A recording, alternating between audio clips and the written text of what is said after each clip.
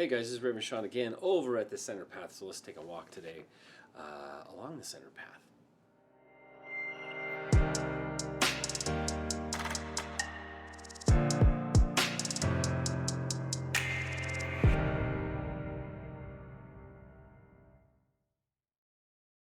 We're going to go over today part of the Eightfold Path. So this is the fourth part of the Four Noble Truths. We went over that one before. This is actually the second of our list of like 27 or something. Different mini classes on the basics of Buddhism and how to apply them to your daily life. So let's start up and we'll go over the Eightfold Path. Or the Eightfold Path. The Eightfold Path. The Noble Eightfold Path.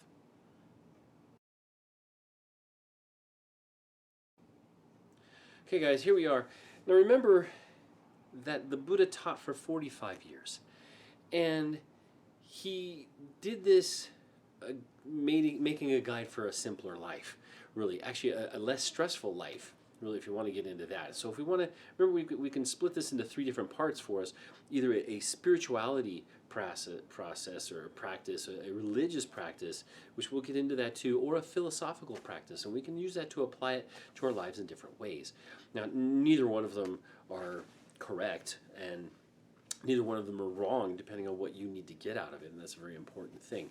Now, if you go to certain places where it's very ingrained in their culture, you find more religious practices, more stuff like that. But today we're going to go over parts of the Eightfold Path. The Noble Eightfold Path is what it's called. So this is, again, the fourth part of the Four Noble Truths. Okay, the first one, remember that the Buddha, when he was teaching, would teach differently for different kinds of people. He would teach differently for the different intellects and the personality traits and stuff like that. And we see that as we study through the sutras and you study through the stories, you'll see that the same thing is taught over and over again to different people in different ways. And that's one of the things we want to develop for ourselves, is to be able to find which one of those ways work best for us. Now there's two main things that we want to start to develop when we're doing this kind of study and practice, and that is compassion, which is the ability to care for yourself and care for others, and then also to balance it out is wisdom, or which is called Prajna, Paramita kind of thing, right? So you have Karuna, and we have Pana, sorry. This is often viewed as many times the Eightfold Path is exemplified, if you will, in like this. Here we have the 8 spokes of a wheel. Now these have little knobbies on them, so it looks kind of like a ship's wheel, but anyway, this is just a very typical idea of it. It shouldn't really have this. It's more like a wagon wheel, and those 8 spokes lead to a hub. So there's not one that's before the other, and it's just a continually process of movement. As we know, everything changes and all those kind of things. So the first one, remember the Eightfold Path is separated into 3 sections. One is called Prajna, or wisdom. The second one is Sila, or morality, or virtue. And then the third one is Samadhi, which is concentration. So this is why meditation is so important, because it actually takes up 3 of the Eightfold Path. Okay, 2 of the Eightfold Path is going to be development of wisdom. And we have to develop wisdom so we can understand the differences between what's going to work and what's not going to work for us. And also to be able to let go of things that perhaps aren't as useful to us. Now, there's nothing that says you have to take everything and just swallow it down. And many times in Buddhism, it's very important for you to practice and to vet these things out for yourself. And you'll see that as we get into the advice to the Kalamas and some of the other sutras. It's really important to develop this for yourself. And you'll see that people who develop too much compassion end up being walked upon and taken advantage of because they haven't developed enough wisdom to know the difference between the two. And it's very difficult. And this is one of the reasons we try not to get too much. Many Buddhists, or most Buddhists I would say, that are well developed and have been practicing for a while, are trying not to get into the political debates and the other things that they really don't know much about, because we want to temper compassion, like for the environment and for ourselves and for people, with wisdom. And it's very difficult to do, and it can be very controversial. So sometimes it's best just to do the best that you can as an individual. The first one of the Eightfold Path. And we'll see how we're going to go, because remember, these are only about 10 minutes long each, and I want to make them easily digestible for people, so we might get through one or two of them. So remember, first section of the Eightfold Path is Prajna, which is wisdom. The second one is Sila, which is morality and virtue. And the third one is Samadhi, which is concentration. So here we go. Number one. Number one is right view. Now, it's called right view, or correct view, or skillful view, or belief. Now, view and belief, or understanding of the process of existence, the levels of the Four Noble Truths, you have to really start to understand. So we have to have the right view, a right understanding of these things, and understand the vocabulary and understand the words. I'm very specific on words. Remember we talked about reincarnation versus rebirth and all those kind of things. You can look up that video somewhere else. It's around here somewhere. Maybe I'll try and put it up right here at the end of this video. One of the things we want to ask with this first one is, what am I seeing here that's true? Or what do I want to see? Am I seeing something that's true or not? And that takes some time in meditation to see things as they are. Because we are clouded by our emotions. We're clouded by our feelings, our perceptions, our mental formations, our history, our memory.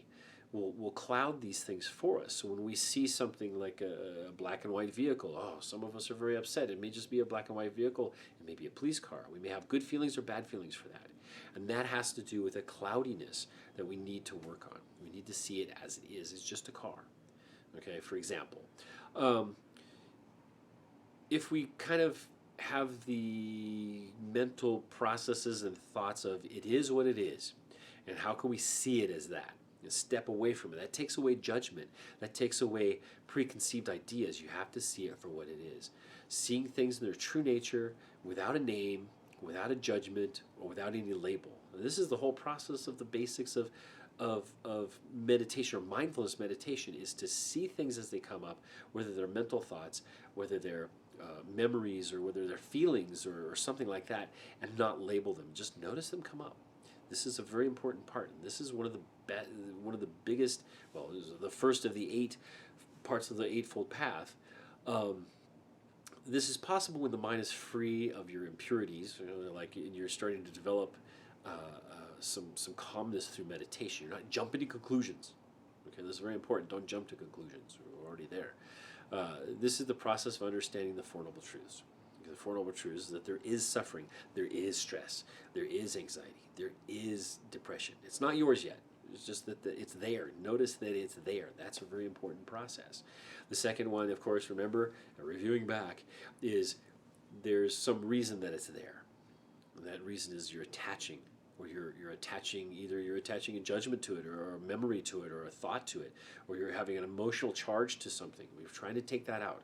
And that's not to take it out forever. It's just to take it out so we can observe it for what it is. When we see things for what they are, we can develop wisdom, and we develop compassion for them.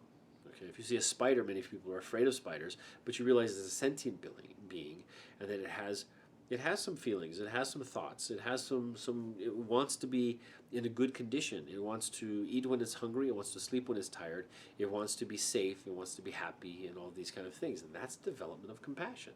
Now, wisdom is, don't let too many of them in your house, because then you get bit by them and that causes you problems.